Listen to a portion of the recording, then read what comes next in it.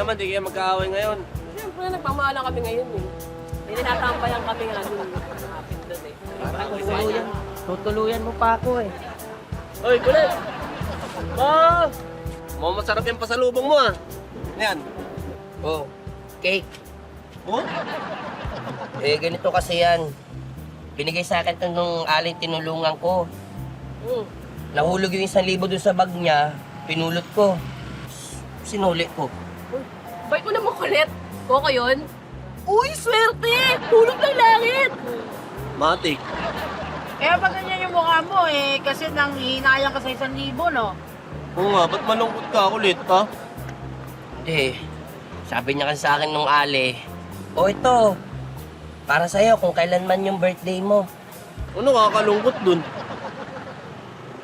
Sa totoo lang, di ko naman talaga alam kung kailan yung birthday ko eh. Oh, di ba April 7? Gawa-gawa ko lang yun. Lumaki talaga ako, hindi ko talaga alam kung kailan talaga birthday ko. Wala naman akong birth certificate. Ulit, okay lang yan. Ako nga, di ko kilala kung sino yung totoo kong tatay eh. Kaya ako nga eh, sa ampunan ako lumaki.